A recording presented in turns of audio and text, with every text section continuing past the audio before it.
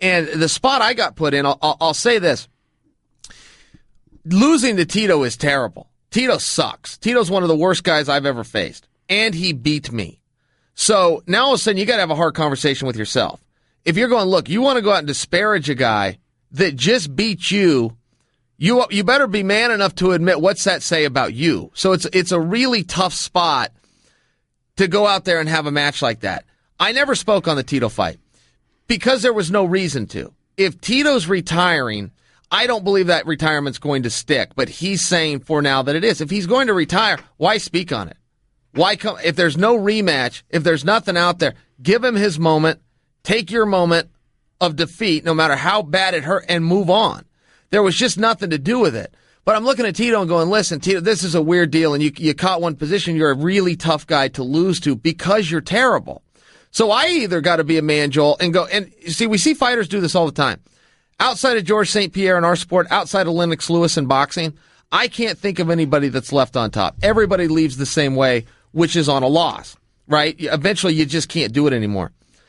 I've also always resisted people, and Ronda's coming out at the news, maybe we should talk about Ronda a little bit, who retire because of a loss. If you lose and you retire, it's one thing, but retiring because you got beat, not knowing how to pick yourself back up and get back in there, I've always thought was a little bit of a knock.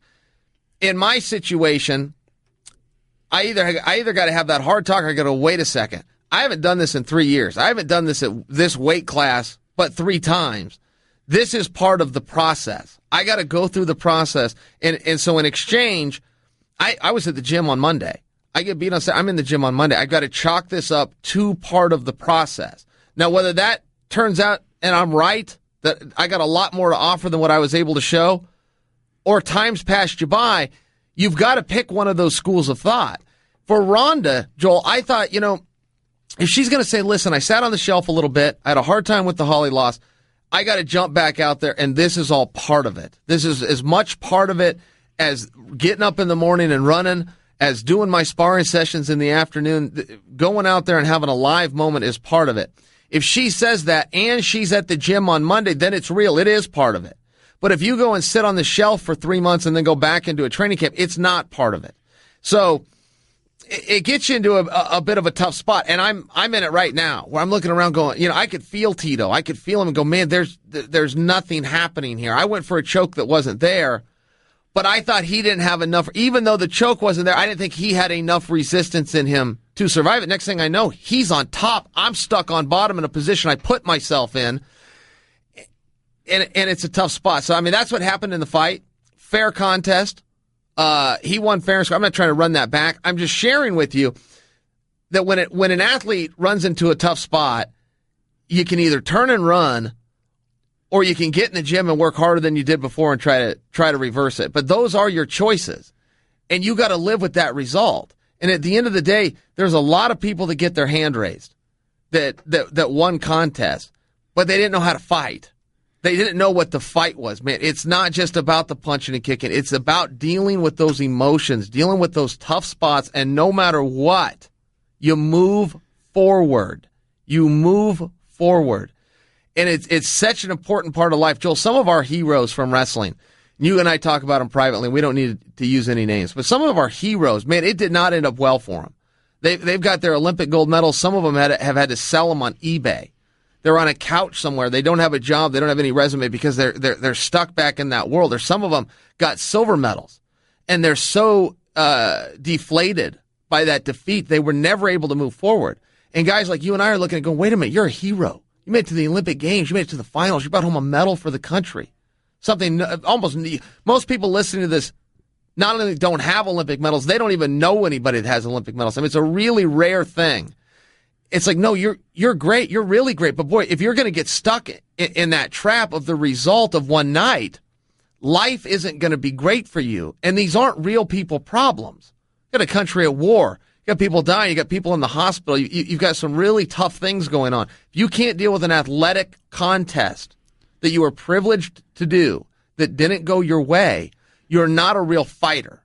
Because everybody listening to this show, Joel, whether they've been in the ring or not, and most have not. Being in the ring's a rare. Why would you go get in the ring, get in a fight with a guy you have no issue with? That's a weird thing to do, right?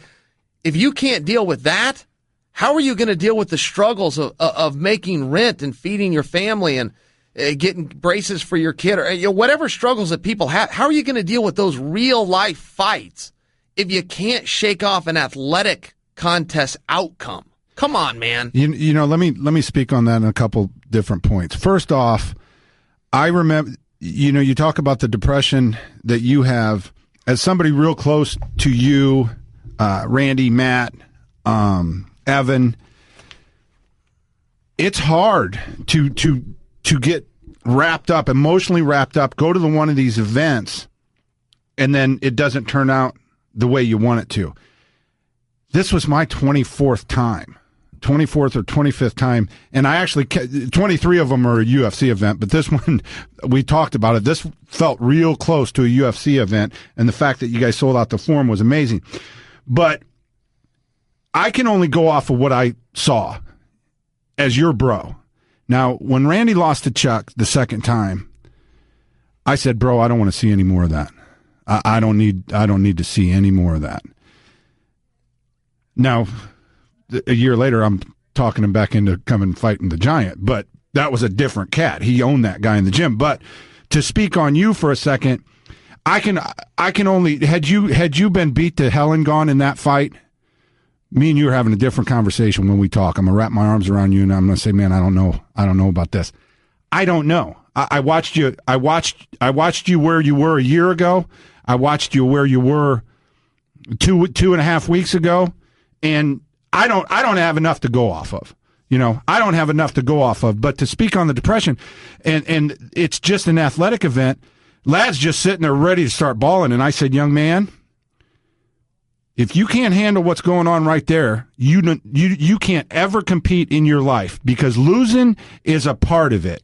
And as hard as it was for him, he nutted up. But one of the reasons this sport has grown so much is we, and I'm a fan. That's all I am. I have a big history in this. I fought a little bit, this, that, and the other, and very unique circumstance. At the end of the day, I'm just a fan. We get so wrapped up in the win and loss in this thing, we lose track that, hey, it's not the end of the world. But real quick, I'm going to get back to to close this up. I don't know. Let's go whip somebody's ass. Let's go out on top. I can't say, let's not do this anymore. Masvidal. So he killed it in the ring afterwards. He said, listen, man, I'm not on social media. You guys don't know who I am. I'm a real fighter. I'm one of the real ones. I'll take on anybody anytime. He's telling the truth. Yeah. So I got a Masvidal story for you. So here. Let's take a quick second here, because Frank Shamrock's coming on in a moment.